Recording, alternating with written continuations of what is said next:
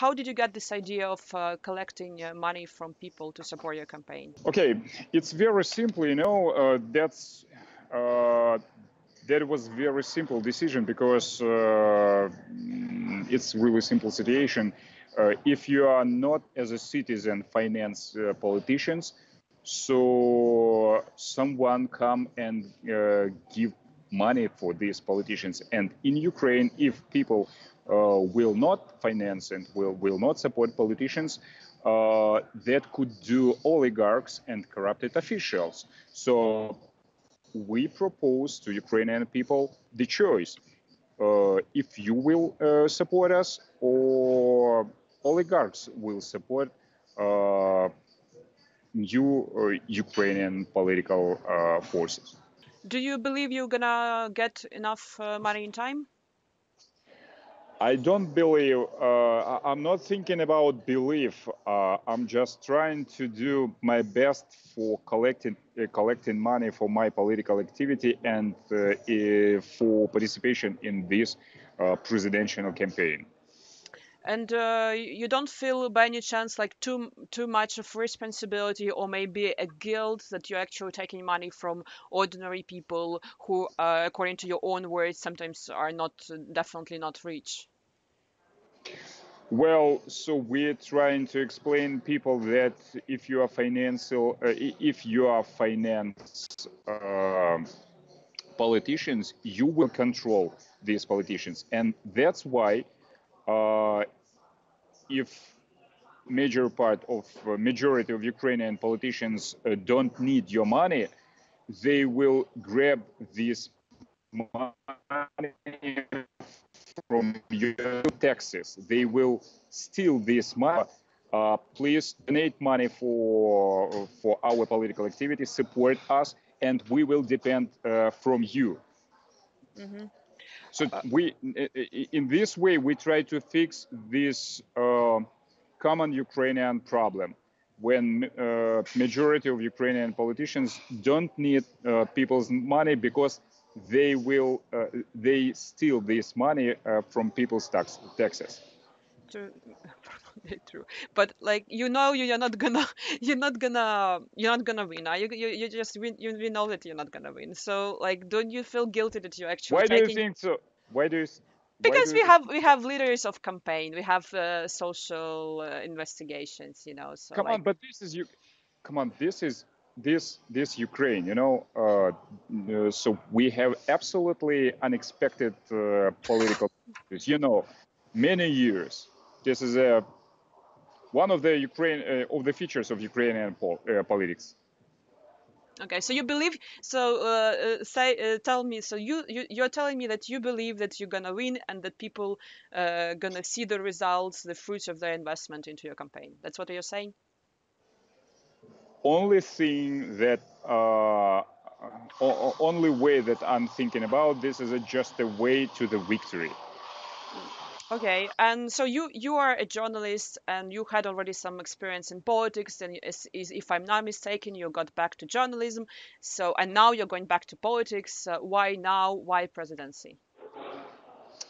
Well, after Revolution of Dignity in Ukraine, me and many Ukrainian people hope that politicians that come to the government that became Ukrainian rulers, they will change our country. But they didn't do this. So finally, I came to the decision that only way to change our country, this is a personal participation in politics. So real changes in our country depends personally from you, from me, from all of us. So that's why I left journalism. And what's the second half of your of your question? Um, why now and why presidency? So you So yeah, responded yeah, yeah. one, why now, and Yes, why presidency? as really as very idealistic person, I think that me and my political partners, we could change Ukraine. We could we could change Ukraine in real European country, and that's why every possibility for gathering power, for gathering people's support, for gathering votes, every possibility, every elections we could use, we need to participate. So that's why I'm taking part in this presidential campaign. What will make you a good president? Like of all the experience we just discussed on your position and so on, like what will make you a good president? Well, the first thing for making changes in our country, and the real feature of real new politician, that's uh, that's that's the actions and reputation, and motivation. First of all, the motivation. My motivation is to change our country, and through this motivation, I'm trying to establish new rules in Ukrainian politics, because uh, I won a real transparent and competitive primaries by People's Power Party, and I'm just one person, one candidate in this presidential campaign who are absolutely transparently trying to collect money for my political activity and to participation in this presidential campaign. I'm just one candidate who do this. Do you know other candidate who trying to allocate people's money, people's support?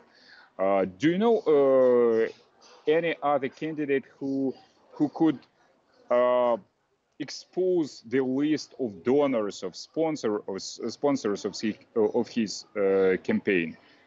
I know no other person, just me and my political party. So that's why uh, we are absolutely another politicians. We are absolutely new type of politicians in Ukraine. Well, like everyone says it. Everyone says they want a new Ukraine, and you also participated in the parties before. So, like, I mean, everyone is kind of, but it's not the point. The Yeah, point. but excuse me, yes, but no one gathered money from people in transparent way. Do you know other politician? Yeah, no, not in Ukraine, No, no. no, No. no. Yeah. Okay, so what, like one, Yeah. well, like I mean, this doesn't make you a manager. The fact that you're collecting money, but I mean, like if you, who is your team? What makes you, what shows that you are a good manager? That could be a good manager of the country. Uh, the first the first part of my team, this is a political party, Sila Людей, in English, People's Power. This is not big, but young Ukrainian political force, political party that's supported only by members, only by party members.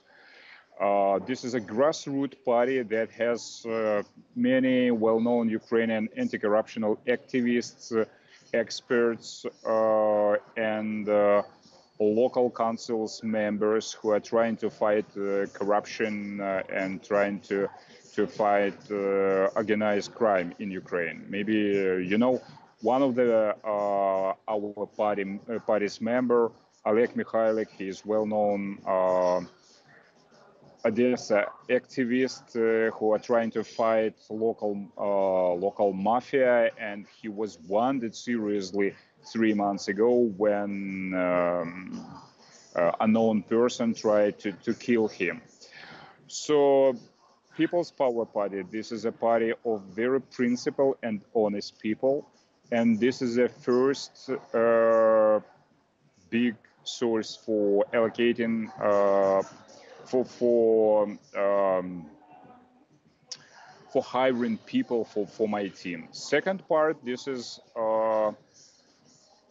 Ukrainian technocrats and reformers who worked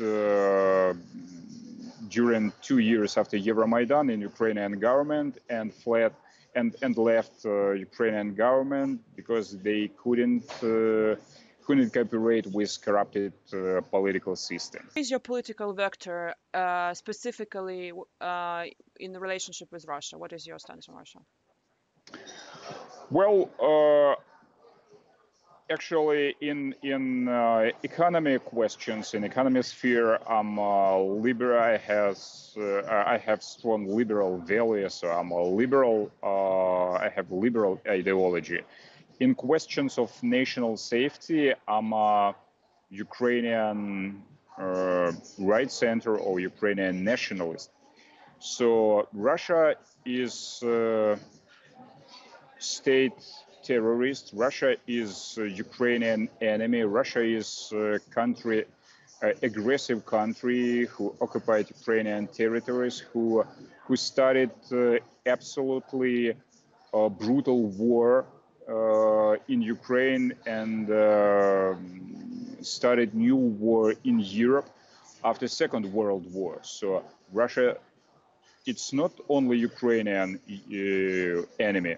Actually, Russia is enemy of all European people who divide modern democracy and liberal values. So we need to cut the major part of connections with Russia and try to protect our border from Russian invasion and from Russian influence.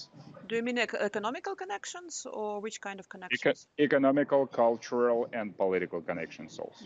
Do you make the search for solutions for the conflict in the eastern Ukraine? Do you make it a part of your program, or it's not there? In a couple of weeks, I'll present the plan, my plan of solving of this problem of occupied by Russia territories of Donbass and Crimea, and now we are in process of preparing of this working plan.